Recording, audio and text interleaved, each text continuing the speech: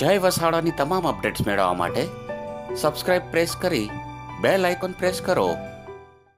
મિત્રો, જે વિષય મને આપવામાં આવ્યો મેં તરત જ પકડી લીધો. મેં કીધું આમાં કાંઈ ફેરફાર કરવો નથી. આપણે કોઈ જાતનું એમાં કોઈ મોણ નાખવું નથી. દેશી કાઠિયાવાડીમાં કહું તો આપણે આ જ વિષયને પકડવો છે, જોય ઓફ ગિવિંગ, આપવાનો આનંદ. અને આ તો બહુ અદભુત આનંદ છે, બહુ સરસ મજાનો આનંદ છે. જેમ આમ કોઈક સામેના ધાબા ઉપર, અહીં તો મુંબઈમાં એટલી પતંગો ચકતી મેં જોઈ નહીં અત્યારે આવ્યો ત્યારે, પણ નીકળો ત્યારે બહુ ચકેલી પતંગો વચ્ચેથી નીકળો, રાજકોટ છોડ્યું ત્યારે તો કોઈ ધાબાના ઉપર પતંગો સામે ચગાવનારા કોઈ સરસ મજાના આપણને ગમનારા હોય તો આપણે પતંગ એને કાપવાનો આનંદ લેવા દઈએ છીએ કે ભલે હરખાતા. એ હરખાય તો આપણે એ સાથે હસશે, કંઈક તારા મૈત્ર કરશે, કંઈક વાતો કરશે. અને આપણું આખું સમાજ જીવન છે ને પછી ધીરે ધીરે આ કાપવાના આનંદમાં જ વ્યસ્ત થઈ ગયું છે. તમે નિરીક્ષણ કરો કે ગુજરાતમાં પતંગોત્સવ થાય તો ગુજરાતમાં બધાને પતંગ કાપતા આવડે. હું તો આ વારંવાર કહેતો હોઉં છું, ગુજરાતની બહાર નીકળો બધાને ચગાવતા જ આવડે. એટલે આપણે ભારતની અંદર આ કાપવાનો આનંદ વધતો ગયો ગ્રેજ્યુઅલી. નોર્વેથી ન્યુઝીલેન્ડના પતંગવીરો આવે વાઇબ્રન્ટ ગુજરાતના પતંગ કાઇટ ફેસ્ટિવલમાં, મોહનભાઈ એ બધાને ગ્લાઇડર ચગાવે ને આ ચગાવે ને એકારે 200 પતંગ ચગાવે, પણ એને કોઈ પેચ લડાવતા આવડે તો ના આવડે. એ માંજાને મજબૂત રાખવો એટલે આજુબાજુ કોઈની પતંગ ઉડે જ નહીં. એ કાપવાના આનંદમાં આખી દુનિયા વ્યસ્ત થઈ ગઈ છે. એમાં આપવાનો આનંદ છે રેર થતો જાય છે, દુર્લભ થતો જાય છે. લોકોને બીજાનું કાપવામાં બહુ આનંદ આવતો થઈ ગયો, એમાં આપવાનો આનંદ છે ભૂલી ગયા. ભૂલી ગયા એટલા માટે કહું છું કે હજારો વર્ષો પહેલા આ ધરતીએ કહ્યું તેને તકતે એને ભૂંજી થાય, ત્યાગીને ભોગવી જાણો. હજારો વર્ષો પહેલા સમજે. આમ ઈશાવાસ્ય ઉપનિષદ બહુ નાનકડું ઉપનિષદ. ઓશો રજનીશમ કહેતા કે મુઠ્ઠીમાં સમાઈ જાય એવું ઉપનિષદ છે, પણ મુઠ્ઠી ખોલો તો ભીતર અજવાળું થઈ જાય એવું સરસ મજાનું ઉપનિષદ આપણા ઋષિઓએ રચીને આપણને વારસામાં આપ્યું છે. તેને તકતે એને ભૂંજી થાય. આનો પછી બધા અનુવાદ એવો કર્યો કે તમે ત્યાગો ને અમે ભોગવીએ. એટલે આપણે જે કેવું અધ્યાત્મ શરૂ થયું, અધ્યાત્મ તો ન કહેવાય એને, અધ્યાત્મ શબ્દનું તો અપમાન થાય આવું આપણે જો બોલીએ તો, પણ એવી એક પરંપરા શરૂ થઈ, એવો પંથ શરૂ થયો કે પૈસો હાથનો મેલ છે એવું કહેનારા બધા જ લોકો આપણો મેલ લઈને પોતાનો મેલ ચડાવી નાખે.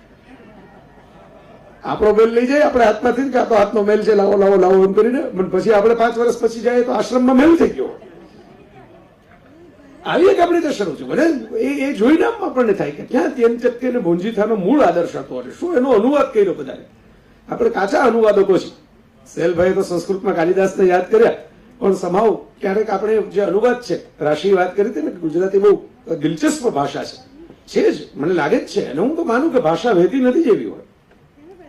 વહેતી નદીની અંદર જેમ પ્રવાહ આવે એમ એનો રંગ ફરે, એની સાથે કોઈ પાંદડું પણ તણાતું જાય, એની સાથે કોઈ હોડી પણ તણાતી જાય. અશુક પણ વહેતી નદીનો પ્રવાહ છે પોતાની સાથે લેતો જાય. એમ ભાષામાં તો નવા નવા શબ્દો આવે, ક્યાંકથી અંગ્રેજી આવે ને ક્યાંકથી પોર્ટુગીઝ આવે ને ક્યાંકથી ફારસી આવે. બધું જ સંગમ તીર્થની જેમ ભાષા પોતાની સાથે સમાવીને લેતી જાય. એને આપણે વહેતી નદી જેવી ભાષા કહીએ. બંધિયાર ખાબોચિયું થઈ જાય તો પછી એમાં મચ્છર થાય. તો મિત્રો, અત્યારે વ્યક્તિને ભૂંજી થાય હું જે જોઉં છું, માતૃ સ્વરૂપ જે હોય, જેની ખાસ નોંધ લેવાની કે એક જ પુરુષ છે અને બાકીના બધા જ ટીચર્સ છે, બહેનો, સ્ત્રીઓ છે, सब महिलाएं यहाँ पे जिनको सम्मान हुआ, तो इसका खास जो विशेष नोंद यहाँ पे लिया गया. मैं इसलिए ये बात खास जोर देके उसको कह रहा हूं कि क्यों है वो, क्योंकि जो मातृ स्वरूप है ना उसमें तेने त्यक्ते ने भुंजिथा का आदर्श आज भी साकार होते को आपको दिख रहा है. ऐसा नहीं कि वो साड़ी पहनी हुई महिला में ही होता है, जींस पहनी हुई महिला में भी होता है. उसको आप चॉकलेट दोगे और उसके बच्चे को अगर चॉकलेट पसंद है, उसको आप लड्डू दोगे और उसके बच्चे को अगर लड्डू पसंद है, उसको आप गिफ्ट दोगे और उसके बच्चे को अगर गिफ्ट पसंद है, तो हर कोई माँ चाहे कितनी भी एडवांस क्यों ना हो, कितनी भी आधुनिक क्यों ना हो, किसी भी देश की क्यों ना हो, फर्स्ट प्रायोरिटी अपने बच्चे को देगी. तुम ये ले लो. और अगर बच्चा पूछेगा कि तुम्हें नहीं खानी है तो वो कुछ बहाना बना देगी कि मुझे भूख नहीं है, मुझे एलर्जी है, गला खराब है, मैं चॉकलेट मुझे पसंद नहीं है. चाहे पसंद हो वो कोई बहाना बना देगी. क्यों? अपने चॉकलेट खाने से ज्यादा स्वाद उसको अपने बच्चे को चॉकलेट खाते हुए देखने में मिलता है. इसलिए जॉय ऑफ गिविंग और तेने तकते ने भुंजिथा ये मातृत्व की दीक्षा है. और इन सब जो टीचर्स है, चाहे वो स्त्री हो या पुरुष हो, जैसे नर्सिंग केयर में बहुत ज्यादा स्त्रियां होती है लेकिन कुछ पुरुष भी होते हैं उसमें, तो ये सब जो टीचर्स है, चाहे वो स्त्री हो या पुरुष हो, उन सबने वो तेने तकते ने भुंजिथा की मातृत्व की दीक्षा पाई. उनका त्याग इसलिए त्याग है क्योंकि उस त्याग में ही उनका भोग समाया हुआ है. जब त्याग करते हैं तो उनको पीड़ा नहीं होती कि ये छूट गया मुझसे. वो त्याग में उसका भोग समाया हुआ है कि ये छूटा नहीं है, मुझे बड़ा आनंद प्राप्त हुआ है. ये आनंद को हम भूल गए, सिर्फ त्याग को याद रखा. આપણી સંસ્કૃતિમાં જે ગડબડો થઈ ને એમાં આ ગડબડો થઈ. છોડવાનું આપણે યાદ રાખ્યું, પણ કેવી રીતે છૂટે? છૂટે એમ છૂટે તમને મોજ આવવી જોઈએ. છૂટવામાંથી મોજ ઉઠે, એનો આનંદ થાય. વર્ષો પહેલા ભગવાન બુદ્ધની એક જાતક કથા, ગંધ ભંડારીની કથા, બોધિસત્વની અનેક જે સરસ મજાની બોધવાળી કથાઓ આપણે ત્યાં રચાણી, એમાંની એક આ વાર્તા છે. જે જમાનામાં કશું જ એન્ટરટેનમેન્ટ હતું નહીં, જ્યારે બીજું આજની જેમ કોઈ મલ્ટીપ્લેક્સ નહોતા, મોલ નહોતા, કોઈ બીજા ટેકનોલોજીકલ ડિવાઇસીસ નહોતા, વોટ્સઅપ નહોતું, ફેસબુક નહોતું, અમારા આ બધા ટચસ્ક્રીન વાળા ફોન જે અમે લઈને ફરતા ફરતા બધું ફોટા પાડી રાખીએ છીએ, એ કઈ હતું નહીં. હવે તો એવું થઈ ગયું ને કે આપણા મિત્રો છે એમની ઘેર નથી રહેતા, મોબાઈલમાં જ રહેતા હોય છે. આપણે ઘેર જતા જ નથી મિત્રોને મળવા, મોબાઈલ ખોલીએ એટલે મિત્રો હાજર. એટલે આખી વાત જ નીકળી ગઈ કે સ્પર્શ કરવો. મિત્રોની હથેળીને સ્પર્શ આપણે નથી કરતા, ટચસ્ક્રીનને આપણે સ્પર્શ કરીને માની લઈએ છીએ કે આપણે હાથ મિલાવી લીધા. તો એ બધા જ ફેરફારોની વચ્ચે મારે જે આપને વાત મૂકવાની છે કે આટલા બધા પરિવર્તનો આપણા જીવનની અંદર આવ્યા. એમાં પેલી ગંધ ભંડારીનો સમય જે હતો, કાશીમાં એક બહુ મોટો વેપારી, ખૂબ કમાયો, અબજપતિ થયો. અને કમાયા પછી શું કરવું ને એક મોટો યક્ષ પ્રશ્ન હોય છે આ જગતમાં. આ હાઈટેક ફાઉન્ડેશનના આ બધા મિત્રોને મારે અભિનંદન આપવા કે એમણે આ પ્રશ્નનો જવાબ શોધી લીધો છે કે કમાવું, પૈસા જો ભગવાનની કૃપાથી આપણી પાસે આવ્યા તો money is what money does. પૈસા છે શું after all? Money is what money does. મારી પાસે પૈસા હોય, મને આ ઘડિયાળ ગમી, મેં ખરીદી લીધી, તો આ પૈસાનું ઘડિયાળમાં રૂપાંતરણ થઈ ગયું. હવે શું ખરીદું છું, ક્યાં એનો ઉપયોગ કરું છું, એમાં મારા સંસ્કાર અથવા તો એમાં મારી જે ભાવનાઓ છે, મારી જે લાગણીઓ છે એ વ્યક્ત થતી હોય છે.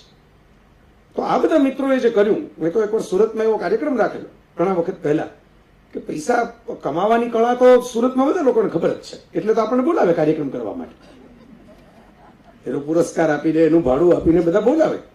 પણ પૈસા ખર્ચવાની કળા, એવો મેં વિષય રાખેલો કે તમારી પાસે ભગવાનની દયાથી કરોડો અબજો આવી ગયા હોય તો હવે કરશો શું? લોકો શું કરે? એક બાથરૂમ બનાવે ને પછી પાછો ભંગાવે ને પાછો બીજો બાથરૂમ બનાવે ને પછી એ ભંગાવે ને પછી ત્રીજો બાથરૂમ બનાવે, કારણ કે બીજું કઈ સૂઝે નહીં કે જીવનમાં શું કરવું આટલા બધા પૈસાનું. એ વખતે જેને કળા રસિકતા આવી, જેની પાસે સમાજ માટે કશું કરી છૂટવાની ભાવના આવી, જે મિનિટે કોઈ ગાંધીને પોતાનો 3 પીસ સૂટ ઉતારીને કોઈ ભારતની એક ગુમનામ બહેનને બીજી સાડી પણ નથી ધોવા માટે એટલે મેલી સાડી પહેરીને ફરવું પડે છે, એ દ્રશ્ય જોઈને આખો એક બેરિસ્ટરનો ખિતાબ, બેરિસ્ટરનો એક અંચળો, બેરિસ્ટરનો એક સૂટ ઉતારીને ખાદીની પોતળી પહેરવાનું મન થયું. અને મન થયું એમ નહીં, એ આજીવન ચાલુ રહ્યું, એનું તપ રહ્યું. એ ખાલી તક નહોતી, એ તપ હતી. આપણે તપ સાધુઓને બદલે તક સાધુઓની આસપાસ રહેતા થઈ ગયા, એટલે હું આ તપ સાધુની વાત કરું છું, ગાંધીજી. તો એમાંથી એને મન થયું કે ના, અમારે કરવું છે, આમાં છૂટી ગયું, આ નીકળી ગયું. એ માણસોને શું કરવું એ મોટો યક્ષ પ્રશ્ન સજાવતો હોય છે. પૈસા આવી ગયા પછી ગંધ ભંડારીને પણ થયું શું કરવું? જલસા કરવા. જલસા કરવા એટલે જલસા કરવા માટે તો લોકો એટલા માટે તો અમુક પ્રકારના શર્ટ બનાવે, અમુક પ્રકારના શૂઝ બનાવે, અમુક પ્રકારના ખાસ એમ કે ગાડીઓ બનાવે કે આમ તો તમે ગાડી જેવી જ ગાડી હોય, તમે એમાં બેસવાથી કે વિશેષ પ્રકારે હવામાં ઉડવા ન લાગો, પણ એ લીધા પછી બીજાને તમે બતાવી શકો જો આ આટલા કરોડની ગાડી મારી છે. એ દેખાવ કરવા માટે બનાવે, એટલે સોનાની થાળી વાટકાઓ બનાવ્યા ગંધ ભંડારી, અને સરસ મજાના નૃત્યોની એક નૃત્યશાળા બનાવી, અને એમાં સંગીતના બધા સાધનો વસાવ્યા, સંગીતકારને ગવૈયાઓ ગોઠવ્યા. અને પછી માણસનો જે સૌથી મોટો એક આનંદ હોય જીવનની અંદર, ખાવાનો, પેટ ભરવાનો આનંદ. હવે જુઓ, કાલિદાસનું મેઘદૂત તો શૃંગારિક કૃતિ છે, પણ એના કરતા તરલા દલાલની કૃતિઓ વધારે છે. શૃંગાર રસ કરતા ભોજન રસ વધારે પ્રિય છે લોકોને. તો કે શૃંગાર રસ તો કંઈક લગ્ન થાય ને હનીમૂનમાં જાય એટલા પૂરતો કામ લાગે, પણ ભોજન રસ તો જીવે ત્યાં સુધી સાધુઓને કામ લાગે. મારા સ્વામી આનંદ જે છે, ધરતીની આરતી નામનું એક સરસ મજાનું ગુજરાતી ભાષાનું પુસ્તક છે, એમાં એમણે એક ચેપ્ટર લખ્યું છે, પ્રકરણ મારા પિતરાઈઓ. હરીશ કાકા આપણે તો વાંચ્યું જોઈએ. એમાં સ્વામી આનંદે લખ્યું છે કેવા કેવા અમારા સમયની અંદર એમ કે સાધુઓ થતા, કે અમારા જેઠી સ્વામી હતા, તમે ઘેર પધરામણી કરવા માટે લઈ જાઓ એટલે એમ કે હવે આ જીર્ણ શરીરને કાયાને બીજું તો શું જોઈએ, બસ તમે એક વાટકી એમ કે દૂધ રાખો, પણ શું આમ ગશેર દૂધ લેવાનું અને કઢી ઉકાળીને એને વાટકી કરી નાખવાનું, એમાં જરા ચપટી કેસર નાખવાનું, મુઠ્ઠી બદામ નાખવાની, અને પછી હવે આટલું દૂધ ઉકાળ્યું હોય તો એમાં જરા ભાત ઓરી ગયો તો દૂધ પાક થઈ જાય.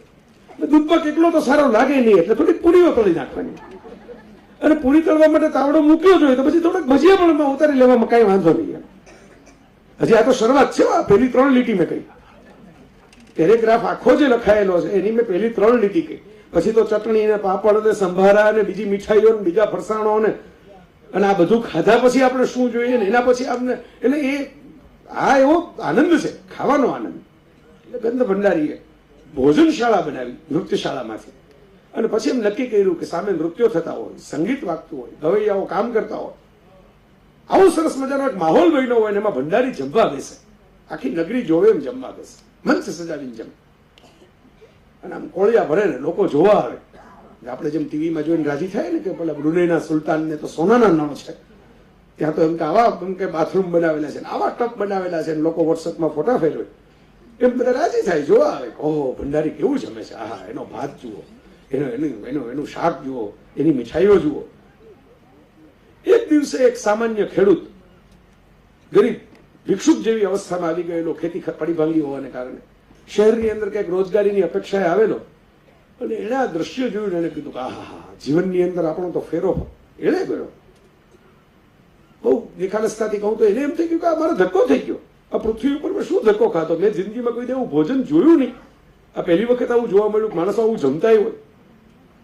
દોડતો ભંડારી પાસે જઈને કહ્યો કે મારે જમવું જાવ. ભંડારી જરા ગુમાનમાં પૈસાના, એટલે ભંડારીએ કહ્યું કે ભાઈ આ તો મારા પૂર્વજોની મહેનત, અમારી બુદ્ધિ, અમારી પ્રતિભા, અમારો પ્રતાપ, અમારી તેજસ્વીતા, આ બધાનું ભેગું કરેલું ધન છે, એનું હું જમું છું, કઈ મફતનું નથી જમતો. એ શું કર્યું છે કે તને જમવા મળે? એટલે પેલો ભિક્ષુક બનેલો ખેડૂત કે ના ના, તમે કેવું એવું કરવા તૈયાર છો આ ભોજન માટે? એટલે ભંડારી કહે કે તો 1 વર્ષ લગી મહેનત કર, મજૂરી કર, મારો નોકર થઈને રે, મારી ચાકરી કર, હું પ્રસન્ન થઈશ તો તને જમવાનું આપીશ. ઓલો તૈયાર થઈ ગયો કે જિંદગીમાં અમે મરી જ જવાનું છે એક દિવસે, તો એની પહેલા આવું એક ભોજન લઈને મરી જવું, ભલે વર્ષ દિવસ ચાકરી કરવી પડે.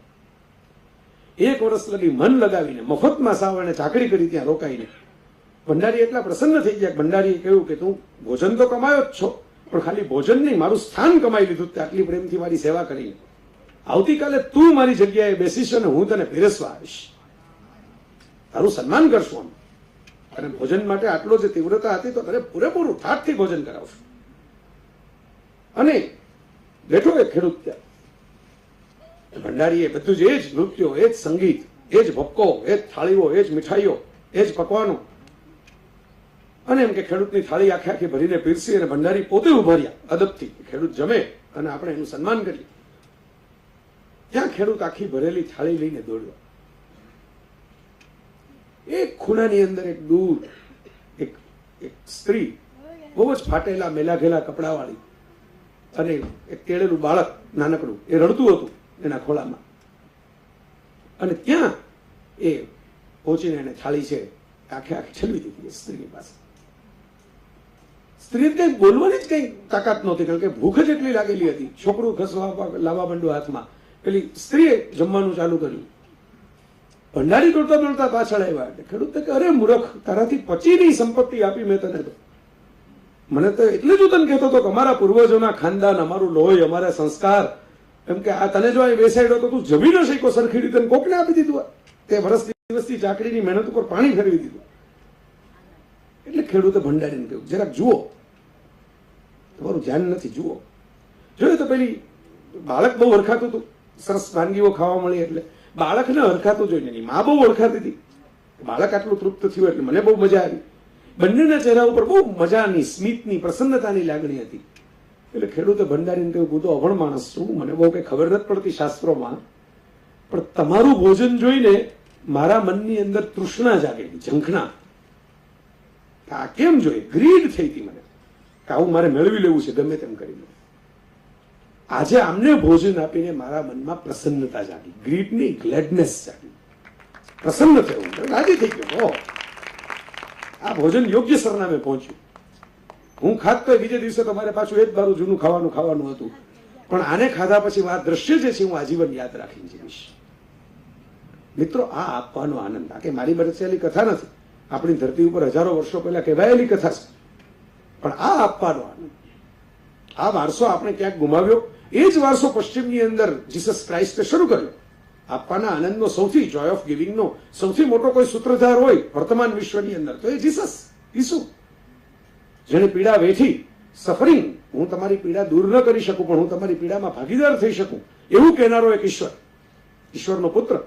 સન ઓફ ગોડ જીસસ છે જે રીતે ફેલાયા, ગણીને 12 શિષ્યો, આમ જુઓ તો 11, એક તો દગાખોર નીકળો, ક્રોસ ઉપરથી ઉતારવા માટે એક પ્રોસ્ટિટ્યુટ, એક માં, એમ કુલ 3 જણા જે માણસને ક્રોસ ઉપર ઉતારવાનો હોય એ માણસના નામના કેલેન્ડરથી તમારે ને મારે તારીખ નક્કી કરવી પડે ક્યારે ભેગા થવું. એવું શું જાદુ કર્યો એને? આવો સવાલ આપણને થવો જોઈએ. આ જાદુ એને આ કર્યો કે એને ધર્મની વ્યાખ્યાઓમાં વેસ્ટર્ન વર્લ્ડની અંદર આખી એક નવી વિભાવના ઊભી કરી. લવ, ફોરગિવનેસ એન્ડ કેર. આજે હેલ્પિંગ હેન્ડની વાત આખી ઊભી કરી, જેમાંથી રામકૃષ્ણ પરમહંસ અને સ્વામી વિવેકાનંદનું આખું મિશન શરૂ થયું કે જીવમાં શિવ છે, જીવની સેવા કરો તો શિવની સેવા આપોઆપ થઈ જશે. એ અમારે કાઠિયાવાડની તો આખી એકાથી સંત પરંપરા રહી છે. દાદા મેકરણ હોય, સંત દેવીદાસ હોય, તમે 100 સંતોનો અભ્યાસ કરો તો તમને ખ્યાલ આવશે કે જે જીસસે ત્યાં શરૂ કર્યું એ અહીં શરૂ કર્યું. ફરક એટલો કે જીસસ પાસે એવા સ્માર્ટ શિષ્યો હતા જેણે ઓર્ગેનાઇઝ ચર્ચમાં ફેરવી નાખ્યું, અને આ બધું બરાબર ઠાકર લેખા લેશે. એનો હિસાબ શું રાખવાનો? આપવાનો આનંદ મળ્યો એ આપણો હિસાબ. આનંદ મારી ભેગો રહ્યો. હિસાબના ચોપડાઓ તો એક દિવસે તો ઉધી ખાઈ જશે. આનંદ તો મારી ભેગો રહેશે ને કોમ્પ્યુટરમાં તમે આંકડાઓ નાખશો તો વાયરસ આવી જશે ને કોમ્પ્યુટરની હાર્ડ ડિસ્કે તમારે પાછી ફોર્મેટ કરવી પડશે. પણ આનંદ કોઈ દિવસ ફોર્મેટ નથી કરવો પડતો મિત્રો. એટલે આ વાત બહુ મહત્વની છે. તમે ફૂલોને જુઓ, પ્રકૃતિને જુઓ. પ્રકૃતિ આપે ને મજા કરે. તમે ફૂલ છે એને ચોળી નાખો ધારો કે હાથમાં, તો ફૂલ તો ચોળાઈ ગયું, પણ ચોળાતા તમારા હાથમાં સુગંધ મૂકી ગયું. આ વિચારજો, ચોળાતા તમારા હાથમાં સુગંધ મુકતું જ જાય છે. એક વૃક્ષને કાપી નાખો તો કાપતા એ તમને થોડુંક લાકડું તો આપતું જ જાય છે, મરતા. સમગ્ર પ્રકૃતિ આપવાના આનંદની અંદર કામ કરે છે. એટલે માણસને જ લેવામાં આનંદ આવે છે.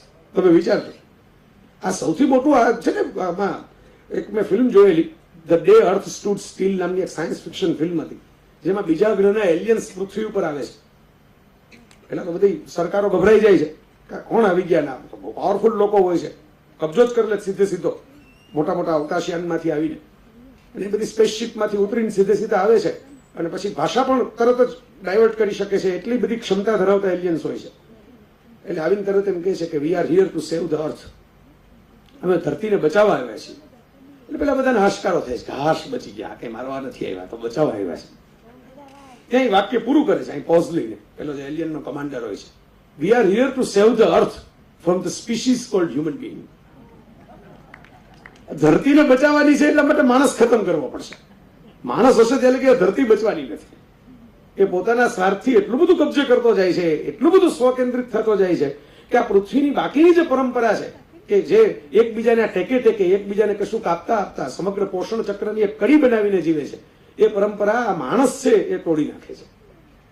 એટલે આપણે આ કહેવું પડે છે, આપવાનો આનંદ શું, આપવાનો આનંદ શા માટે જોઈએ. આ બધા જે સંસ્થા કામ કરે છે બાળકો માટે, હું ગયો છું આવી સંસ્થાઓ. વલસાડમાં એક અમારા ડોક્ટર કુરેશી સાહેબ છે, એ આવી સરસ મજાની સંસ્થા ચલાવે છે. એક ભાવનગરમાં અંકુર નામની સરસ મજાની સંસ્થા છે, અને મારા પરમ મિત્ર સુભાષ ભટ્ટ, એમના પત્ની નેહલબેન ત્યાં શિક્ષિકા છે, એટલે મારે એમની સાથે જવાનું થાય. અને લોકો એની સાથે કેવી રીતે સંવેદનાથી કનેક્ટ થતા હોય. એ નેહલબેન છે, મને એમણે જ કહેલો પ્રસંગ છે કે આજ મુંબઈની અંદર અંકુરના બધા બાળકોને લઈને આવેલા. બાળકો તો કઈ નોર્મલ બાળકો કહેવાય નહીં, પણ અહીં સરસ શબ્દ લખેલો છે, ડિફરન્ટલી આપણે. That is wonderful. મને બહુ ગમી ગયું એ બેનર વાંચવામાં, ડિફરન્ટલી આપણે. પેલું એક શબ્દ નવો આવેલો કે physically challenge and mentally challenge. મને એના કરતા આ શબ્દ વધારે રૂપાળો લાગ્યો કે આ ચેલેન્જમાં તો હજી પાછું તમારે આમ જરા તમે નીચેના પગથિયા છો, ચેલેન્જ ઉપરના પગથિયા છે એવો ભાવ છે. પણ આમાં તો હેલન કેલર જેવી વાત છે કે તમે એમ કે કઈ જોઈ નથી શકતા, સાંભળી નથી શકતા, કશું નથી કરી શકતા, છતાંય કશું કરી શકો છો, કારણ કે તમને કશીક વિશેષ શક્તિ આપવામાં આવી છે. હેલન કેલરે લખેલું છે કે ભાઈ પોતે કઠોળા ઉપર આમ હાથ મૂકીને બાલ્કનીમાં ઉભેલા હતા, અને પંખી આવી અને ટહુક્યું, એટલે હેલન કેલરે કહ્યું કે એના પગની જે થાપ આમ પડતી હતી ને, એના વાઇબ્રેશન્સ મારા હાથમાં આવ્યા, અને વાઇબ્રેશન્સના આધારે એનું સંગીતને માણ્યું. આ વાત છે સાહેબ. હું ઘણી વાર કહું કે જે પિનકોડ શોધતો આવે ને, ઉદયનભાઈની વાત છે, ઉદયન ઠક્કરની, જે પિનકોડ શોધતો આવે ને એ ભૂલો પડી જાય એવું બને, પણ જે ટહુકા શોધતો આવે ને એ સાચા સરનામે પહોંચે. એ ટહુકા ગોતીને આવ્યો છે, એનું સરનામું પાકું હોય, એ અવાજ સાંભળતો નીકળો છે કોઈ અંતરમાં. તે બેન ઉભા હતા શાહરૂખ ખાનના મન્નત બંગલાની સામે બાંદ્રામાં, ટીચર તરીકે પોતાના વિદ્યાર્થીઓને લઈને. વિદ્યાર્થીઓને થોડાક વધારે સાચવવા પડે. આમાં તો કઈ ખાલી સૂચના આપો કે ચૂપ, ઉભા રહ્યો એવું તો ચાલે નહીં. આપ બધા ટીચર્સ બેઠા છો, ખ્યાલ જ હોય, વધારે સાચવવા પડે. You have to take N extra care, extra effort. તો ત્યાં શાહરૂખની ગાડી નીકળી બહાર, એટલે પેલા બધા ગાર્ડ્સ આવીને બધું એમ કે ખોલીને દરવાજો ખોલીને આમ તેમ બધાને ખસેડી નાખ્યા. અને શાહરૂખ ખાને જોયું કે આમ ડોકાથી જોવાતા બાળકો બધા ઊભા છે, ઊંચી ડોકે જોવે છે, અને એને ગાડી ત્યાં સ્ટોપ કરી. ટીચર મેડમને પૂછ્યું, કોણ છો, ક્યાંથી આવો છો? એમ કહ્યું કે ભાઈ આ બધા અમારા આવા ચિલ્ડ્રન્સ બધા એટલે લઈને ચિલ્ડ્રનને અમે નીકળ્યા છીએ મુંબઈ બતાવવા માટે, ભાવનગરથી આવીએ છીએ. એને એમ કહ્યું તો અંદર લઈ જાઓ. એને કશેક જવાનું હતું, ત્યાંથી એને પોતાની ગાડી પાછી યુટર્ન કરીને પાછી વાળી. બધા જ બાળકોને અંદર જ્યાં જવા માટે મોટાભાગના લોકો તડપતા હોય ને ખાલી ઓફિસમાંથી જ, એટલે મારા એક ફિલ્મ રાઇટર મિત્ર છે, એને વાર્તા સંભળાવી હતી શાહરૂખ ખાને. એટલે શાહરૂખ ખાને એવો ટાઈમ આપ્યો કે નીચેના માળથી 26મા માળે હું લિફ્ટમાં જાઉં છું હોટલમાં, એ ફર્સ્ટ ફ્લોર થી 26 ફ્લોરની લિફ્ટ જે છે એમાં તમે મને સ્ટોરી લાઈન કહી દો, એટલો ટાઈમ તમારી પાસે છે. લિફ્ટ 26મા માળે પહોંચ, એટલો જ ટાઈમ તમારી પાસે છે. ત્યાં લગીને તમારે જે જીસ્ટ કેવો હોય તમારી વાર્તાનો કહી દો, મને રસ પડશે તો એપોઇન્ટમેન્ટ આપીશ. એ વ્યક્તિએ ગાડી પાછી વાળીને મને બેન કહેતા હતા કે બધા છોકરાઓને પછી બેસાડ્યા, એને બધી ચોકલેટ્સ આપી, ગિફ્ટ્સ આપી, કોકનું નાક સાફ કરી દીધું, મને ફોટા મને બતાવ્યા, ખોળામાં બેસાડ્યા બધા બાળકોને, સોફા ઉપર બેસાડ્યા. અને આ બધું કર્યા પછી જયારે આ ટીચરે બહુ આભાર માન્યો કે અમે તો બહારથી બંગલો જોવા આવેલા, અમને શું ખબર કે અંદર આવું કંઈક ભોજન કરવા મળશે, તમારી સાથે બેસવા મળશે, ફોટો પડાવવા મળશે. છોકરાઓએ શાહરૂખ ખાનના વાળ ખેંચ્યા, શાહરૂખ ખાને ખેંચવા દીધા, કોકનો દાંતિયો લઈને વાળ ઓળીએ દીધા. ત્યારે શાહરૂખ ખાને એમને એમ કહેલું કે મારા પિતાનું જયારે દેહાંત થયો ત્યારે હોસ્પિટલમાં મારી બેન આવી, અને મારી બેન છે એને સ્કૂલેથી આવેલી, એને ખબર જ નહીં પપ્પાને એમ કે હોસ્પિટલાઇઝ કર્યા છે. અને અચાનક આવીને એને જોયું કે પપ્પા તો નથી રહ્યા. એ વખતે ચીસ પાડીને પડી ગઈ. અને કે બિંગ એન એક્ટર મેં ક્યારેય આવું દ્રશ્ય ફરીથી ભજવવાની કોશિશ નથી કરી, કારણ કે ઇમોશન હું ભજવી ન શકું. ત્યારની એમ કે મેન્ટલી ડિસ્ટર્બ છે, એટલે એના મેરેજ પણ નથી કર્યા. અમારા ઘરમાં જ અમારી સાથે રહે છે. ત્યારે બહાર એની ફોટોગ્રાફી પણ મેં નથી મૂકી. અને સદનસીબે મારો પરિવાર એટલે મારી પત્નીને બધા એને સાચવે છે, મારા બાળકો એની સાથે રમે છે, અને એ રીતે એ નોર્મલ છે. શાહરૂખે એમ કહ્યું કે ધીસ ઇઝ નોટ સિમ્પથી. મેં કોઈ દયા ખાઈને હું સુપરસ્ટાર છું, તમે ફૂટપાથ ઉપર ઉભા હતા એટલે દયા ખાઈને હું અંદર નથી આવ્યો. This is empathy. I feel what you feel. મને ફીલ થાય છે જે તમને ફીલ થાય છે, કારણ કે મેં મારા ઘરમાં એક પાત્ર આવું જોયું છે. This is the way my friend. આપવાનો આનંદ જો કરવો હોય ને તો આઈ ફીલ વોટ યુ ફીલ સુધી આપણે પહોંચવું પડશે. એના વગર આપવાનો આનંદ આપણો કાયમી રહેશે. આઈ ફીલ વોટ યુ ફીલ. તમને એ અનુભવ થવો જોઈએ. તમે હૈદરાબાદમાં જાઓ, એક જર્મનીની કંપનીએ ડાયલોગ ઇન ધ ડાર્ક નામનું એક્ઝિબિશન રાખેલું છે. તમે અંધારાની અંદર આવી બધી ચમકતી વસ્તુઓ મારા જેવા માણસોએ પહેરી હોય ને લોકરમાં મુકાવી દે, અને પીચ ડાર્ક એકદમ અંધારાની અંદર તમને લઈ જવામાં આવે, અને અંધારામાં યાત્રા કરવાની. તમારે અંધારામાં જ પૈસા ચૂકવીને તમારે કંઈક ખાણીપીણી કરવાની. ત્યાં કેન્ટીન હોય, તમને કશું જ દેખાય નહીં. તમારે છાલ આપે કે આ નારંગીની છાલ છે કે જામફળની છાલ છે, નક્કી કરો. હાથ ફેરવીને નક્કી કરો. આપણને ખબર પડે કે આવું તો આપણે કોઈ વિચારતા જ નથી. ક્રિકેટ રમવાનું, હોળીમાં બેસવાનું, તમે તો બહુ મૂંઝાઈ જાવ, કારણ કે કાંઈ જ દેખાય નહીં. એટલે અથડાતા કૂટાતા ચીસાચીસ કરતા આગળ વધો. એક ગાઈડ હોય જે તમને બધું ગાઈડન્સ આપતો હોય, તમારો હાથ પકડીને બધે લઈ જાય. 1 કલાકની આખી યાત્રા પૂરી થાય ને તમે જયારે બહાર અજવાળામાં આવો ને ત્યારે તમને ખબર પડે કે તમારો ગાઈડ છે બ્લાઇન્ડ છે. હું જે એવો અનુભવ કરી આવ્યો એટલે હું તમને કહું છું, જે વિશ્વ આપણા માટે અંધારાનું છે એના માટે અજવાળાનું છે. આપણને ખબર નથી પડતી અવાજ સાંભળીને ક્યાં જવું, પાણીમાં કેવી રીતે પગ મૂકવો, હોળીમાં કેવી રીતે પગ મૂકવો. બોટિંગ કરાવે, ઓર્ડર અપાવે, ખાલી આમ નોટની સાઈઝ જોઈ હાથ ફેરવી અને નક્કી કરી લે કે નોટ કેવી કઈ છે, 10 રૂપિયાની છે 100 રૂપિયાની છે. આપણે જે કોઈ કરતા જ નથી કે નોટની સાઈઝ તો આપણે જોઈ લઈએ કે હાથમાં લઈને કઈ સાઈઝની નોટ આપણે વાપરીએ છીએ. મિત્રો, ધીસ ઇઝ એન એક્સપિરિયન્સ કે તમે ફીલ કરો ને 1 કલાક માટે, ત્યારે તમને ખબર પડે કે આ જીવન શું છે. એ પહેલા જે કોઈ કર્યું એટલે એવો વિચાર હતો કે અંધ મિત્રોને રોજગારી પણ મળે, સેલ્ફ રિસ્પેક્ટ વાળી રોજગારી મળે, દયાવાળી નહીં, સમાન વાળી, જ્યાં લોકો તાળીઓ વગાડે એના માટે, જે વટથી 15 જણાને દોરીને આગળ કેપ્ટનની જેમ ચાલતો હોય એવી સરસ રોજગારી મળે, અને સામે પક્ષે બાકીના લોકોને સમજણ મળે કે જીવન માત્ર આપણે જ જોઈએ છીએ એવા દ્રષ્ટિકોણ વાળું નથી. જૈન ધર્મમાં એક સરસ શબ્દ છે અનેકાંત. અનેક અંતથી તમારે જીવન જોવાનું છે. મલ્ટિપલ પરસેપ્શન્સથી you have to see the life. તો મને પેલી જૂની કવિતા યાદ આવે. હું તો ઘેર ભણેલો, સ્કૂલે ગયો નહીં, પણ ઘેર બધી મને સરસ સરસ કવિતાઓ અને વાર્તાઓ વંચાવવામાં આવતી. તો પેલી મીન પિયાસીની લગભગ હું ભૂલતો ન હોઉં તો કવિતા હતી, કબૂતરોનું ઘુ ઘુ ઘુ. ઉપર વાળો જ્યારે પૂછશે કોઈનું દુખડું પૂછ્યું તું, કોઈનું આંસુ લૂછ્યું તું, ગેંગે ફેફે કરતા કહેશે હે હે હે શું શું શું, કબૂતરોનું ઘુ ઘુ ઘુ.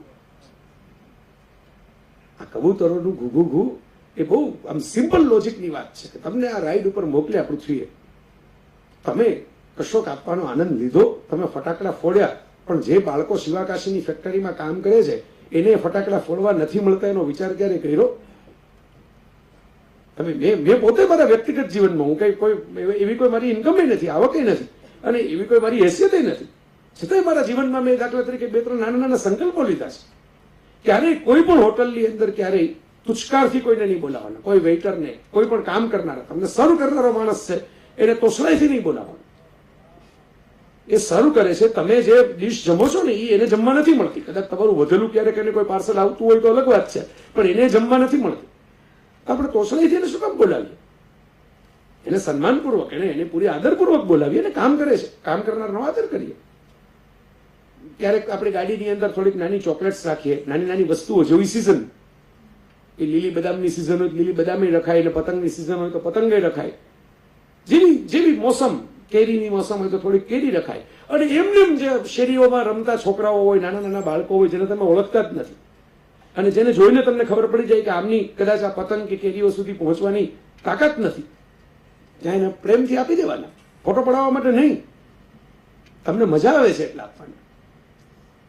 મારા એક મિત્ર અમદાવાદની અંદર પેલી નાની નાની બાળકો બધા કાચ સાફ કરવા માટે એમ આવે, તો એમણે પેલા એમ કે 1 રૂપિયાનો સિક્કો આપ્યો, અને પેલી નાનકડી છોકરી હતી એટલે એને આમ ઊભી રહી એટલે એમ કીધું કે જો આમ કે બીજો સિક્કો અહીં પડ્યો છે, પણ એ તો તારા જેવી એક બીજી દીકરી છે ને એને મારે આપવાનો છે. એટલે પેલી છોકરીએ પેલો સિક્કો પાછો આપી દીધો કે તો એને વધારે જરૂર હોય તો એને બીજો આ સિક્કો આપી દેજો. પેલા કારમાં બેઠનારા માણસ કરતા આ એક નાનકડી છોકરી છે એ કે તમે બીજાને આપવાનો, એને કદાચ વધારે જરૂર હોય તો મારો સિક્કો આપી દેજો. સાહેબ, આપણે ક્યારેક ચૂકી જઈએ છીએ, આપણને અહેસાસ થાય ને ત્યારે ખબર પડે. આપણે મલ્ટીપ્લેક્સની અંદર જઈએ અને 175 રૂપિયાની પોપકોર્ન ખાઈએ અને 190 રૂપિયાના નાચોસ ખાઈએ, મને એમાં વાંધો નથી. આપણી કમાણી છે, આપણી ચોઈસ છે, આપણી ભૂખ છે, ને આપણી પ્રાયોરિટી છે. તો હું ખાતો હું, તમે ખાતા હો, મને વાંધો ત્યાં જ પડે છે કે આપણે મલ્ટીપ્લેક્સમાં પોપકોર્નના 175 રૂપિયા ચૂકવી દઈએ છીએ, પણ કોઈ સડક ઉપરના કિનારે પોપકોર્ન વેચતો હોય એને 10 રૂપિયાનો ટેકો નથી કરતા. હું ભીખ આપવાની વાત નથી કરતો. જે કામ કરવા બેઠું છે, મહેનતની કમાણી કરવા બેઠું છે, એની 10 રૂપિયાની પોપકોર્ન લઈને આપણે ટેકો નથી કરી શકતા. એટલે સમાજ તરીકે આપણે કંઈક ચૂકીએ છીએ. એટલે હું કહું છું કે આવી નાની નાની ટેવ મેં નક્કી કરેલું છે કે મારી સાથે કામ કરનારા જે લોકો હોય, દાખલા તરીકે મારો તો સારથી મારા ભાઈ જેવો છે, આ બધા મિત્રો ઓળખે છે ને, ગોપાલ એટલે સગા ભાઈ જેવો છે, મારી સાથે જ હોય, ફિલ્મ જોવામાં મારી ભેગો બેઠો હોય. હું ગ્રેવિટી જોઈને બહાર નીકળું એને એમ કહું ગ્રેવિટી બહુ સરસ છે, એટલે પછીના શોમાં ટિકિટ લઈને બેસે હું પ્રવચન કરવા જાઉં ત્યારે. પણ એમાં મેં નિયમ રાખેલો છે કે તમારી સાથે જે રહેનારો વ્યક્તિ હોય એની સાથે ભોજનનો ભેદ નહીં કરવાનો. હું સ્ટેજ ઉપર હોઉં અને ઓડિયન્સમાં હોય, એ ભેદ છે એ પરફોર્મન્સનો ભેદ છે. જમવાની થાળીમાં ક્યારે કોઈ માણસ સાથે ભેદ નહીં કરવાનો. જમવાની થાળી તો તમે 700 રૂપિયાની જમતા હો તો એને 700 રૂપિયાની જમાડવી તમારી ફરજ છે. એને ખાવે ભાવે નહીં, એને ફાવે નહીં, એ અલગ વાત થઈ, એની ચોઈસની વાત થઈ. તમારી ફરજ છે કે તમે એને એમ કહો તું 50 રૂપિયા આપીને એમ કહો તું બહાર ખીચડી ખાઈ આવો અને હું જાઉં છું 5 સ્ટારની અંદર ડિનર લેવા માટે. આપણે આ રોજ કરતા હોય છે મિત્રો, એમાંથી આપણો આ જે ક્રાઇમ રેટ છે ને છાપાઓમાં વધતો જતો હોય છે. ગેપ વધે છે, ખાઈ વધે છે, એમાં ક્રાઇમ વધે છે. આ પ્રશ્ન આપણો ઉકેલો નથી. તમે ઓબ્ઝર્વ કર્યું છે ક્યારે 5,000 થી 10,000 રૂપિયાની રકમ જેવી વસ્તુઓ માટે મોટા ભાગના ક્રાઇમ થતા હોય. તમે લોકલ ક્રાઇમના ન્યૂઝ વાંચો, કોઈક મોબાઈલ માટે ક્રાઇમ કર્યો હોય, કોઈક XYZ એવી કોઈ ટીવી કે એવી કોઈ વસ્તુ માટે ક્રાઇમ કર્યો હોય. આજે બહુ મોટી કિંમત નથી હોતી, પણ આપણે પેલી લોનની વ્યવસ્થા બહુ મોટી જ રાખી છે. નાની લોનની વ્યવસ્થા જ પેલી મોહમ્મદ યુનુસે જે કરી બાંગ્લાદેશમાં, વંચિતોના વાણોતર જેવું પુસ્તક લખાણું. નાના નાના માણસોને નાની નાની લોન આપો, 10,000-10,000ની લોન આપો, 5,000-5,000ની લોન આપો, એટલે એને નાના નાના સપના એ પૂરા કરી શકે એવી લોનમાંથી એ આપણે કરી ન શક્યા. મને એટલે ગમે અહીં जितने जो, मैं फिर से हिंदी में इसलिए आ गया कि मुझे शिक्षकों के साथ थोड़ा ये बात करनी थी. जितने जो टीचर्स को मिला आज, उनको सम्मान मिला, उनको प्यार मिला, इतना आदर मिला, ये तो है ही. पूज्य बापू ने एक बार अनिल चावड़ा के पुस्तक विमोचन में अहमदाबाद में कहा था, मैं उपस्थित था, तो मुझे याद है उन्होंने कहा कि हमको बोला जाता है कि आपके वरद हस्ते लोकार्पण किया जाएगा पुस्तकों का, लेकिन पुस्तकों को छूने से मेरे हस्त वरद होते हैं। मोरारी बापू ने ऐसी बढ़िया बात की थी कि मेरे कोई वरद हस्त है नहीं कि मेरे वरद हस्त से पुस्तकों का लोकार्पण हो, लेकिन पुस्तकों को, किताबों को जब मैं छूता हूं तो मुझे लगता है कि मेरे हस्त वरद होते हैं। तो जितनी भी सम्मान योग्य प्रतिभा है उनका सम्मान अगर हम करते हैं तो हमारे हस्त वरद होते हैं। ये हमारा सम्मान है एक और से, हम किसका सम्मान करते हैं हमारी जो पसंदगी है वो बताता है। तो इसलिए कहना चाहता हूं कि ये इनको भी अनुभव होगा, मेरे जो जितने बड़े अच्छे शिक्षक मित्र यहाँ पे मौजूद है उनको एक अनुभव होगा, इसलिए तो इतनी लंबी इनिंग वे खेल सके। सब बताया गया कि वे इतनी लंबी, जितने कितने लोग हमारे सामने बैठे, जुड़ गए तो जुड़ गए, फिर वापस मुड़े ही नहीं। क्यों? क्योंकि वो फ्रांस में हुआ वाकया है। प्रिंसेस थी फ्रांस की यूजिनी, तो डायमंड नेकलेस पहना हुआ था, विरासत में मिला हुआ था, बड़ा पुराना डायमंड नेकलेस था, और यूजिनी चलती चली गई, हर प्रवास में जाती थी, लोग देखते थे प्रिंसेस आई है, तालियां बजाते थे, फिर सूखा पड़ा कहीं पे, अकाल की परिस्थिति हुई। प्रिंसेस गई देखने के लिए, तो देखा कि लोगों के पास पैसे नहीं है, कोई खाने की चीज नहीं है, धान नहीं है, वो बड़ी पुरानी बात। तो यूजिनी ने अपने सेक्रेटरी को कहा कि हम इस इलाके के लिए क्या कर सकते। तो उन्होंने कहा कि भाई अभी तो कुछ कर नहीं सकते। प्रिंसेस ने कहा कि अभी इस वक्त अगर हम कोई वहां जाए, वापस जाए, फिर कोई एड भेजे, तब तक तो कुछ बच्चे यहां पे चले जाएंगे, रहेंगे नहीं इस धरती पे।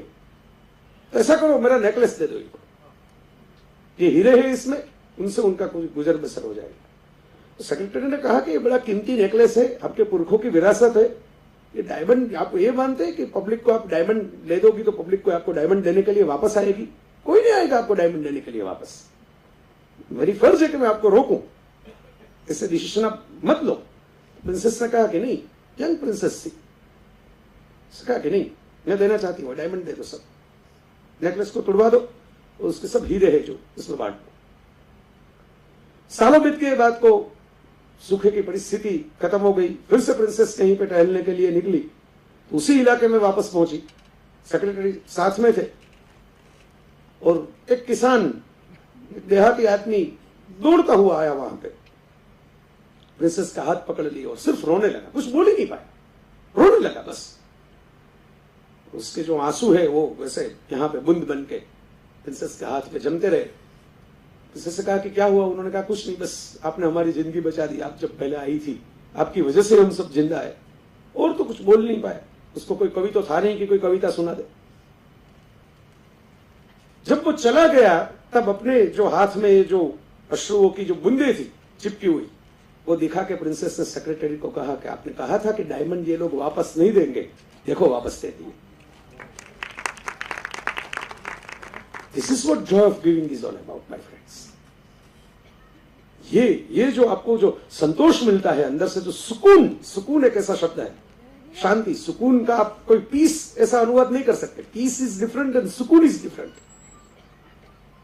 सुकून is a permanent thing, peace है वो टेम्पररी हो सकती है। आप यहां पे हॉल में शांति है, कोई दूसरा प्रोग्राम शुरू हो जाएगा फिर कोलाहल हो जाएगा। Peace is temporary thing. सुकून की अवस्था में आप पहुंच जाओ तो आप परमानेंटली ब्लेस्ड हो जाओगे, और वो परमानेंट ब्लेसिंग के लिए ये आप पालो आनंद, joy of giving, this is permanent blessing. क्योंकि यही तो हमें सिखाया गया है, वो ऊपर वाले की एक रचना है। कोई किसी को ये दे के, माता पिता अपने संतान को अपने जीन्स दे के ही आगे बढ़ाते हैं वंश को, कोई ना कोई यहां से भी पासो नहीं देता है पूरी जीवन में। तो એટલા માટે મિત્રો મને આ મજા આવે આપવાના આનંદમાં। પછી લોકોને તો પછી ઉત્સાહ જુદા પ્રકારના હોય, ઉતાવળ જુદા પ્રકારની હોય। હું હમણાં જ મેં એક વોટ્સઅપમાં મારે ટૂચકો આવેલો કે ભાઈ આમ પડ્યા જોર જોરથી કણસતા હતા, તો 108 108ની એમ્બ્યુલન્સ બોલાવવા માટે અમારા સૌરાષ્ટ્રના કાઠિયાવાડી રાજકોટવાળા ભીખાભાઈએ ફોન કર્યો કે ભાઈ એમ કે આ એક એમ કે દર્દી પડે છે, તરફડે છે, તમે આવો એમ્બ્યુલન્સ લઈને। એટલે પહેલા એ કીધું કે સરનામું લખાવો, કે મને આ કે એરિયાનો સ્પેલિંગ બિલિંગ કઈ આવડતો નથી, હું તો અભણ માણસ છું, એમ કરીને ફોન મૂકી દીધો। પછી કઈક અડધી કલાક પછી પાછો ફોન કર્યો કે હું એને 1.5 કિલોમીટર ઢસડીને આરટીઓ ઓફિસ પાસે લઈ આવ્યો છું, હવે સરનામું લખો। આવો જે આ અતિ ઉત્સાહ હોય ને આ તો ગુંગળાવી નાખે આપણને.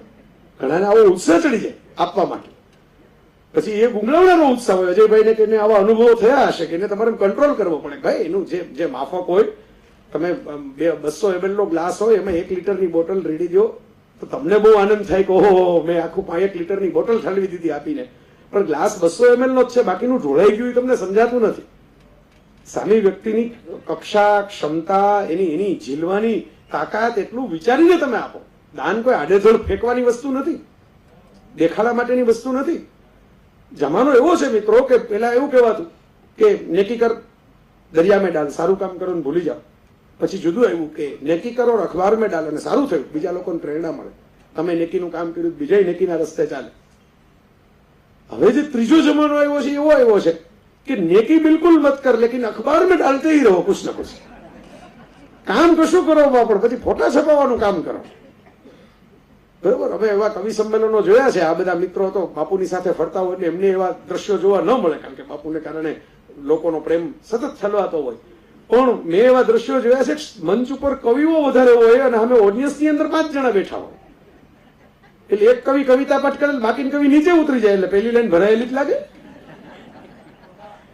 ભેગા તો લાગે એમ કે એક લાઈન લગીને હતા એટલો ફોટો જ પડી જાય.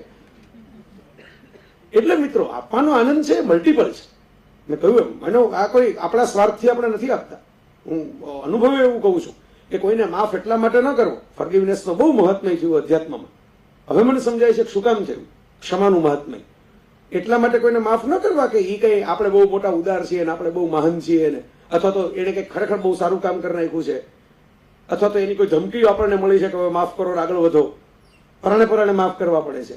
મિત્રો કોઈને ક્ષમા આપવી હોય તો એટલે આપવી કે તમારા મનમાં જગ્યા રોકતો બંધ થાય, કે રોકતી બંધ થાય, અને એમાં તમે વધારે સારા વિચાર ને વધારે સારા કામ કરી શકો. એટલી એનર્જી તમે વધારે સારા કામમાં વાળી શકો. અને એટલે આ આપણા સમાજે શીખવાનું છે, જોય ઓફ ગિવિંગ. હું જોઉં છું કે એક જમાનો આપણો જે આપણો વારસાનો, આ મેં કીધું આપણી સંત પરંપરાનો, આપણા બધા ઉપનિષદોનો એ જુદો, અને છેલ્લા 1000 વર્ષમાં જે ભારતનો ઇતિહાસ આપણે જોઈએ છે એ જુદો. કે લોકો માત્ર પોતાની તકતી માટે કાં તો આપે, કાં પોતાની કોમ્યુનિટી પૂરતું જ આપે, એના વગર કોઈને મળે જ નહીં એવું પાછું કહી દે. કાંઈ બીજા કોઈને પ્રવેશ નહીં, આમ લક્ષ્મણ રેખા દોરી દે. જે મૂળ વાલ્મીકી રામાયણમાં તો લક્ષ્મણજીએ દોરી નહોતી, પણ અત્યારે બધે દોરવા માટે તૈયાર છે. એ રાવણ માટે નથી દોરતા, રામ માટે દોરે છે. એનો મને વાંધો છે. રાવણ માટે લક્ષ્મણ રેખા દોરાય ત્યાં લગી વાંધો નહીં, પણ રામે એન્ટર ન થઈ શકે એવી લક્ષ્મણ રેખા દોરે છે કે નહીં કોઈ આવવાનું જ નહીં, એક્સક્લુઝિવ અમારી કોમ્યુનિટી પૂરતું જ, અમારે આ પૂરતું જ.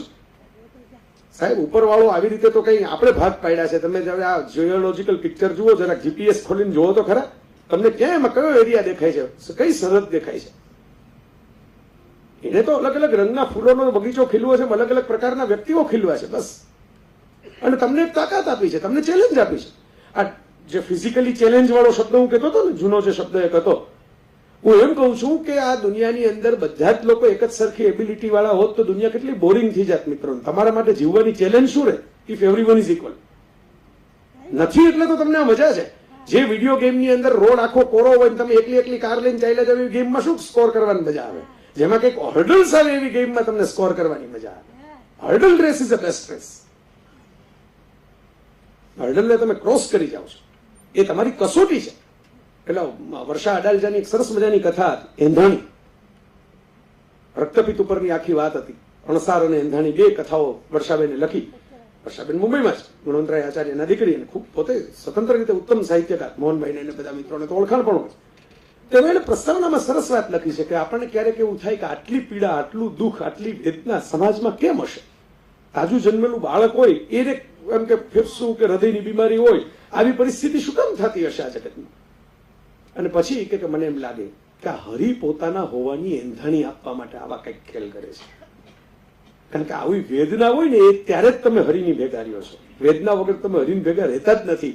એટલે હરિ એંધાણી પોતાની સાઇન આપે છે. This is a sign from the God કે see, I am here and I am challenging you. Whether you can do something for them or not. તમારામાં છે કે નહીં? તમે મારી પરીક્ષામાં પાસ થઈ શકો એમ છો કે નહીં? તમે આ કૂદકો મારી શકો એમ છો કે નહીં? મારી શકો તો તમે પાસ, ન મારી શકો ને તમે નીકળી ગયા તો તમને કઈ ફેર નથી પડવાનો. પણ સૃષ્ટિ મંડાણ છે સર્વે એણી પડે જોગી જોગેન્દ્રા કોક જાણે, એવું નરસિંહ મહેતા લખી ગયા. એ ઉપરવાળાની અદાલતને એટીએમ ની અંદર તમારી ડિપોઝિટ ઓછી થવાની, તમારું વ્યાજ કપાવવાનું, તમારી બેલેન્સ ઘટવાની. અને હું ઘણીવાર કહું છું મિત્રો, ઘણા મિત્રોને એવું આમ સંકોચ હોય છે કે અમે શું કામ આપીએ, અમને આપી પાછું જ નથી મળતું, અમે ફલાણાને મદદ કરી અને મારી સામે જોવાનું જ બંધ કરી દીધું, હું શું કામ આપું. ત્યારે હું વારંવાર આ ઉદાહરણ દેતો હોઉં છું કે આ દુનિયામાં કર્મનો નિયમ છે ને મિત્રો, એટીએમ જેવો છે. સવારે તમે 1000 રૂપિયાની નોટ જમા કરાવો, સાંજે એટીએમમાં જાઓ તો 1000 રૂપિયા ડિપોઝિટ થયેલા તમને દેખાય કોમ્પ્યુટરમાં. એનું વ્યાજ ચડવાનું હોય તો એનું જે કંઈ એનું 16 પૈસા વ્યાજ હોય કે 1 રૂપિયો ને 11 પૈસા વ્યાજ હોય એ પણ તમને દેખાય કે આ વ્યાજ જમા થયું 24 કલાકની અંદર. જે મિનિટે તમે એટીએમ માંથી તમારા ને તમારા 1000 રૂપિયા જે તમે ડિપોઝિટ કરાવેલા હતા એ વિથડ્રો કરો ને, ત્યારે 1000 રૂપિયા આવે, વ્યાજ સહિત આવે, પણ સિરિયલ નંબર સેમ ન હોય નોટનો. તમે જે નોટ જમા કરાવી એનો નંબર જુદો હતો ને તમે જે ઉપાડી એનો નંબર જુદો હતો. સાહેબ સત્કર્મમાં આ નિયમ યાદ રાખશો ને તો ડિપ્રેશન નહીં આવે, આપવાનો આનંદ જ આનંદ રહેશે, વચ્ચે ડિપ્રેશન નહીં આવે. તમે કોકની મદદ કરી એ એટીએમમાં બેલેન્સ થઈ તમારી, કર્મના એટીએમમાં. એમાં કોઈ કોમ્પ્યુટરમાં એકવાર ચડી ગયા પછી કોઈ ઘૂસી ન શકે, કોઈની તાકાત નથી. એટીએમનું મશીન તોડી શકો, તમે કોમ્પ્યુટરનું સર્વર થોડું તોડવા જવાના છે. તો એ બેલેન્સ થઈ ગઈ જમા. તમે કોઈકને પડતી વખતે ઉભો કર્યો હાથ ચાલીને, તમે પડી ગયા ત્યારે એ માણસે કદાચ તમારી સામે ન જોયું અથવા તો હતો જ નહીં રાકેશ, તો શહેર જ બીજું હતું, તમે પડી ગયા એના નગરમાં તમે પડ્યા જ નહીં, તો ત્યારે કોઈ અજાણ્યો દોડીને આવશે ને તમને હાથ પકડીને ઉભો કરવા માટે, બસ તો તમારી સિરિયલ નંબર ફરેલી નોટ પાછી આવી ગઈ. આ આપવાનો આનંદ છે. મારે જે છેલ્લી 10 મિનિટ વાત કરવી છે આ જ મુદ્દા ઉપર કરીને પછી સંગીતની ઇન્ટ્રોડક્શન બધા મિત્રોને આપીને મારે નીકળવું છે. આજ આ વાત જો આપણે સમજી લઈએ ને તો આપણા પેલા જે પશ્ચિમમાં થઈ શકે છે ને, મેં જોયું કે લોકોને પછી રહેતું નથી. બિલ ગેટ્સે પોતાની દીકરીને બેસાડવાને બદલે આપણો જે ભારતીય સત્ય નાદેલાને માઇક્રોસોફ્ટના ચેરપર્સન તરીકે બેસાડી દીધા અને એમ કે આટલા બધા પૈસા હવે કયો શું કરવાનું, એનું સમાજને પાછા આપી દે. આખી એક પરંપરા ઉભી થઈ છે. એમાંથી આ અમેરિકા મહાસત્તા, એન્ડ્રુ કાર્નેગી જેવા માણસે આ ટેવ પાડી. મોહનભાઈ આપને તો ખ્યાલ જ હશે, રોકફેલર અને કાર્નેગી અમેરિકાને મહાસત્તા બનાવવામાં બે ઉદ્યોગપતિઓનું યોગદાન છે, ખાલી શિક્ષકોનું, ખાલી વિજ્ઞાનીઓનું યોગદાન નથી. બંને હરીફ ઉદ્યોગપતિ. કાર્નેગીએ શરૂઆત કરીને આવી હરીફાઈ કરી, રોકફેલર ને કાર્નેગીએ ચેરિટીની હરીફાઈ કરી સામસામે. કાર્નેગી તો કોલસા વીણનારો છોકરો, રેલવેના સ્ટેશને કોલસા વીણનારો આયર્લેન્ડથી આવેલો ઇમિગ્રન્ટ છોકરો. એક આર્મીના કર્નલને ત્યાં લાઇબ્રેરીમાં દીવો બળતો હોય, રાતના ઠંડી લાગે એટલે જ્યાં દીવો બળતો હોય એવી જગ્યાએ જાય તો થોડી હૂંફ મળે, એટલે એ છોકરો ઠૂઠવાતો એ રિટાયર્ડ કર્નલના ઘર પાસે બેઠો હોય. કર્નલ એ છોકરાને જોવે એટલે લાઇબ્રેરીમાં પોતે વાંચતા હોય રાતના, એટલે એને એમ કે જે માણસ પાસે જે હોય એ આપે ને, બિસ્કીટ હોય બિસ્કીટ આપે, એની પાસે પુસ્તકો હતા અને પુસ્તકો આપ્યા. એમને શું બેઠો છો વાંચ. વાંચતા વાંચતા છોકરાની બુદ્ધિ ખુલી ગઈ. ધીરે ધીરે એને વેપાર નાનો નાનો શરૂ કર્યો, થોડોક જુવાન થયો એટલે. એમ કરતા કરતા અમેરિકાનો જાયન્ટ સ્ટીલ મેગ્નેટ છો, નંબર 1. આજે બિલ ગેટ્સ જેટલું કમાય છે એના કરતા તમે કમાણીના આંકડાઓથી જુઓ ત્યારે વધારે કમાતો હતો કાર્નેગી. આખા અમેરિકામાં રેલવે લાઈન નાખવાના કોન્ટ્રાક્ટ એની પાસે, આખા અમેરિકામાં સ્ટીલના ગોલ્ડર આપવાના સપ્લાય કરવાના કોન્ટ્રાક્ટ એની પાસે, એક જ દીકરી સંતાનમાં. અને કાર્નેગીએ પછી કહ્યું, કાર્નેગી ફાઉન્ડેશન બનાવ્યું ત્યારે એમ કહ્યું કે એક બાપ તરીકે મારી ફરજ છે મારી દીકરીને કશુંક આપવાની, એ મેં પૂરી કરી લીધી છે. મારી દીકરી અને એના જ સંતાનો પણ દુઃખી ન થાય એટલું મેં આપ્યું છે. આનાથી વધારે જો હું આપીશ ને તો એ દુઃખી જ થવાના છે, કારણ કે એ કમાવાનું ભૂલી જશે, એની મહેનત કરવાનું, સેલ્ફ રિસ્પેક્ટ ભૂલી જશે આનાથી વધારે આપીશ તો. તો મેં જેમ મારો રસ્તો કરી લીધો મને ખબર છે કે મારા ગ્રાન્ડચાઇલ્ડ એનો રસ્તો કરી લેશે. એટલે જેટલું આપવું જોઈએ એટલું એક બાપ તરીકે મેં આપ્યું છે. પણ હવે તો કેટલું બધું વધ્યું મારી પાસે. તો એને એક ફોર્મ્યુલા બનાવેલી કે જીવનના 33% કોઈ પણ માણસે શીખવામાં આપવા. પહેલા 33% ભાષા શીખો, કળા શીખો, સંગીત શીખો. સ્નેહલભાઈ બધા મિત્રો આપ્યા. જીવનના પહેલા 33% શીખવામાં આપો, શિક્ષણ શીખો, કશુંક શીખો જે તમે તમારા જાતને તમે અભિવ્યક્ત કરી શકો, તમારી આઈડેન્ટિટી બને. પછીના 33% એ શીખે જે છો એનો ઉપયોગ કરીને કમાવામાં આપવા. એ તો ભૂખે મરવું પડે. તમારે તમારી સાથે જોડાયેલા બધા પેલા વાલિયા લૂંટારાયનો જે પ્રશ્ન થયો એ આપણને થાય, આપણા ઘરના મેમ્બરો પ્રશ્ન કરવા લાગે. એટલે કમાવામાં આપો. અને પછીના 33% તમારા પૂરતું રાખીને, તમારા પરિવાર પૂરતું રાખીને જે વધ્યું છે, જે કમાયા છો ને એમાંથી વધ્યું છે, વધવાનું જોઈએ. તમે પહેલા 33% શીખવામાં આપ્યો સારું જ કમાણાવો. પછીના 33%માં એક જેના થકી તમે કમાયા છો અને શીખ્યા છો એ સમાજને બેઠો કરી અને બીજાને શીખવાડવામાં, બીજાને કમાવામાં મદદ કરવામાં આપો. મહાસત્તા બનવાની આ ફોર્મ્યુલા છે સાહેબ. મહાસત્તા બનવાની ફોર્મ્યુલા ખાલી સ્ટીલ્થ બોમ્બર મિસાઇલોમાં નથી. આમાં ફોર્મ્યુલા પડી છે સુપર પાવર બનવાની. અને એ ફોર્મ્યુલા હું અહીં જોઉં છું કે આ તમે બધા મિત્રો ભેગા થઈને તમારી રીતે તમારા લેવલે આ કરી રહ્યા છો, એનો મને આનંદ છે, એનું મને હરખ છે કે ના આવું કંઈક સરસ સરસ કામ થાય. તો ગાંધીજી એમ કહેતા કે હું કઈ સૂર્ય જ નથી, હું કઈ ચાંદો નથી, હું કઈ બલ્બ નથી, હું તો એક અરીસાનો ભાંગેલો ટુકડો છું કે જેની અંદર કોક સૂરજનું, કોક ચાંદાનું, કોક બલ્બનું અજવાળું પડે તો એ અંધારા ખૂણામાં ચાંદરનું પાડે, રિફ્લેક્શન કરે, રિફ્લેક્ટરથી કશોક પ્રકાશ પહોંચાડે. તો આપણે બધા તો કઈ એવા, હું નથી માનતો કે હું કોઈ એવી કક્ષાએ પહોંચી ગયો હું કે જેની અંદર કઈ હું કઈ સૂરજ ચાંદાની જેમ પ્રકાશ આપતો હું, પણ જે પ્રકાશ ઝીલું છું એનું રિફ્લેક્શન પાડું છું કે આ કંઈક અંધારા ખૂણાની અંદર આ કંઈક અજવાળું પહોંચે. અને આ બધા મિત્રો તો એના કરતા અનેક ગણું વધારે રિફ્લેક્શન પાડે છે, ઘસાઈને ઉજળા થવાની પ્રવૃત્તિ કરે છે. જે વાસણને વધારે ઘસો ને રૂપાળું થાય. સાદો રસોઈના વાસણો સાફ કરવાનો નિયમ છે, તમે વધારે જોરથી ઘસો તો વધારે ચમક આવે. તો માણસ પણ વધારે ઘસાય ને તો એનું અંતર વધારે રૂપાળું થાય, એનું હૃદય વધારે રૂપાળું થાય. એટલે આ કોઈ આપણે મેં કીધું સમાજ માટે ઉપકાર કરીએ છીએ એવી ભાવનાથી જે લોકો આપતા હોય છે ને એને તો અહમ વધતો હોય છે આપવાને કારણે. હું તો નરસિંહ મહેતાની મને પંક્તિઓ એટલે બહુ ગમે. વૈષ્ણવજન જેવું ભજન, નાગરિક શાસ્ત્ર આખું આવી ગયું. અર્ધન નવ ચાલે હાથરે, એન્ટી કરપ્શનની બધી જ વ્યાખ્યાઓ આવી ગઈ. પરસ્ત્રી જેને માત્રે, રેપના તમામ કેસીસ બંધ. બરોબર, એ અડધી લીટીમાં આઈપીસીની કલમો લઈ લીધી આખે આખી. પણ એની જે પહેલી લીટીનું મુખડું છે ને એ મારે સમર્પિત કરવું છે આજના કાર્યક્રમ. વૈષ્ણવજન તો તેને રે કહીએ, man of God, woman of God કોણ? આ વૈષ્ણવજન એટલે હવેલીમાં પ્રસાદની અપેક્ષાએ બેઠા હોય નહીં. એવા અમારા મિત્રો, અમે કોલેજમાં ભણતા, તમારી ભેગા એક મિત્ર હતા, અમે આબુ ગયા. આબુમાં એક ધાર્મિક શિબિર હતી. તો બધા આપણે ભારતીય આત્માઓને ટોળું જોઈને કુતૂહલ તો થાય જ કે અહીં ટોળું કેમ છે. એટલે અમે આમ જાતા હતા ફરવા માટે, એટલે બધા અમારો એક મિત્ર રોકાઈ ગયો, કારણ કે એમાં શિબિરમાં એવું એલાન કરવામાં આવ્યું કે જે ધ્યાન કરશે, મેડિટેશન કરશે ને છેલ્લે મહાપ્રસાદ મળશે. એટલે ભાઈ કે કાંઈ તો મહાપ્રસાદ મળવાનો છે, આપણે તો આ લંચ બોક્સના સેવ મમરા જ ખાવાના છે એમ.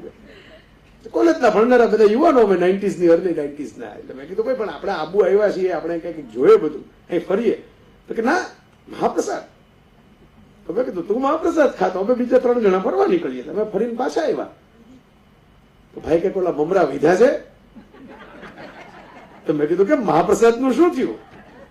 તો કે છેલ્લે આવ્યો ને મહાપ્રસાદ, એમ કે બધું ધ્યાન બ્યાન આપણે કર્યું, આપણે સુઈ ગયા કે વચ્ચે ધ્યાનમાં થોડીક વાર. એટલે એક ઓલા આચાર્ય હતા એને એમ છે કે ઓહો આ તો બહુ ધ્યાન લાગી ગયું, એટલે મને બેસાડી દઈ કોઈ કે જવાન બદલે કાને તો લાગી જાય છે.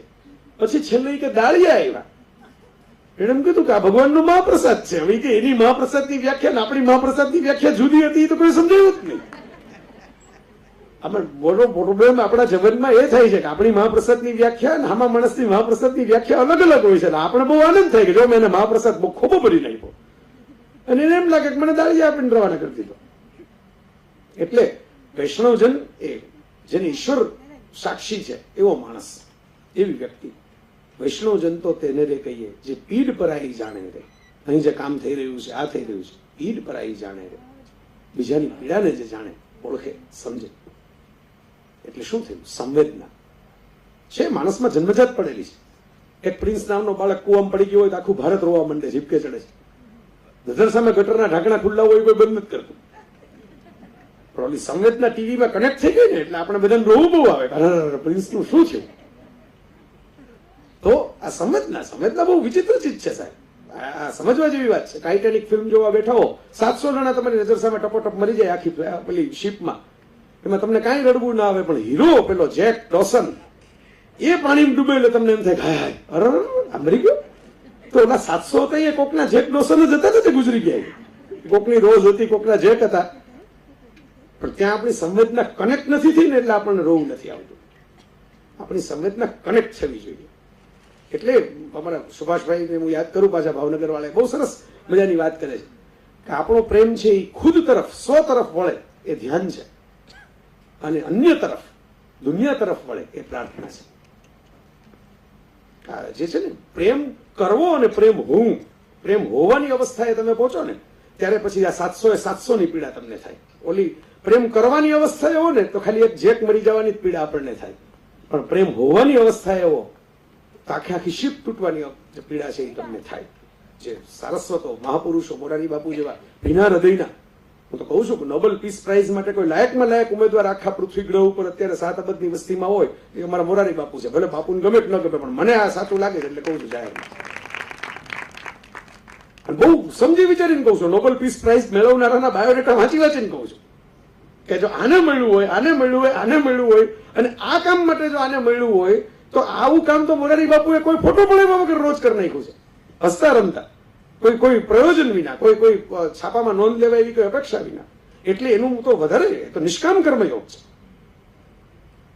એટલે મિત્રો આ વાત સંવેદના અનુભવો પીડ પરાઈ જાણે રે.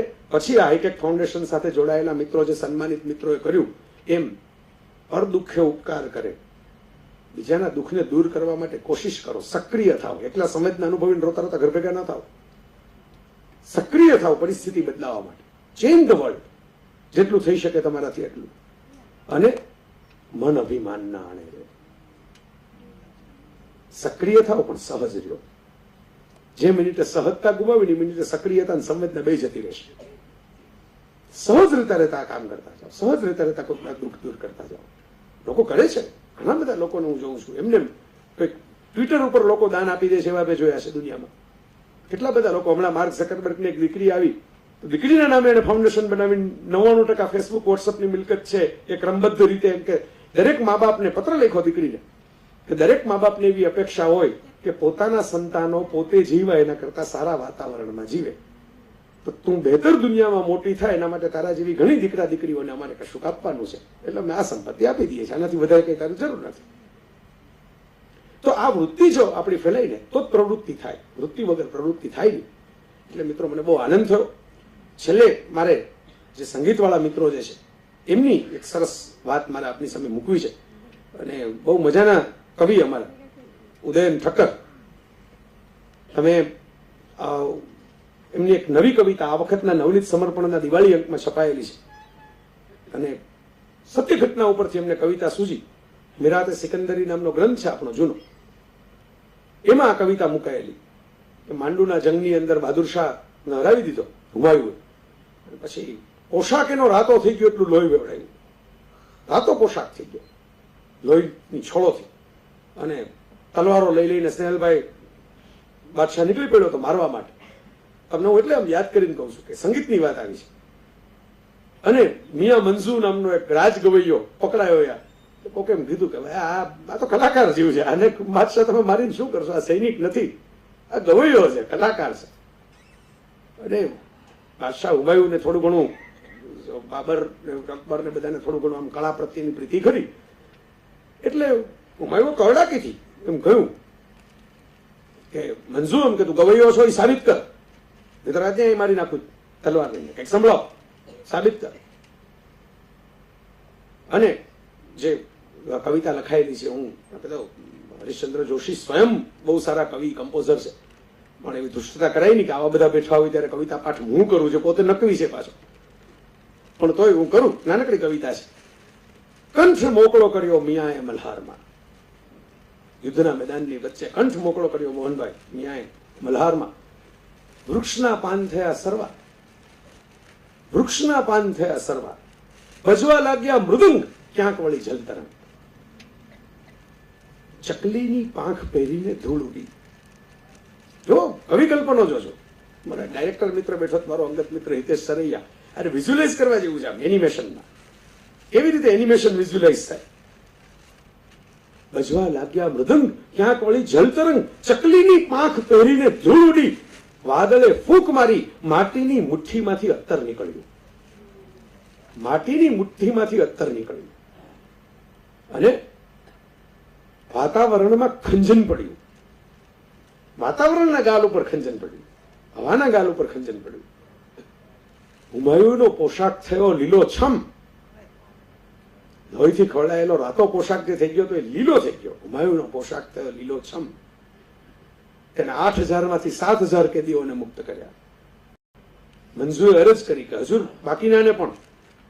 હુમાયુ કહે તારા એક એક સૂર સામે અમે હજારને આઝાદ કર્યા, કશુંક નવું સંભળાવું તો બાકીનાને આઝાદ કરો. આ મિરાતે સિકંદરીમાં લખાયેલો પ્રસંગ, જેને કવિતામાં સરસ રીતે ઢાળ્યો આ બધા કલ્પનોથી પ્રકૃતિના. પછી જે કવિ છે ને એ સ્કોર્પિયન છે, વીંછી છે, એની પૂંછડીએ ડંખ આવે કવિમાં હંમેશા, છેલ્લે ડંખ હોય. ક્યારે થશે સૌ આઝાદ? ક્યારે સંભળાવશે સંગીતકાર આઠમો સૂર? આ કવિતા છે.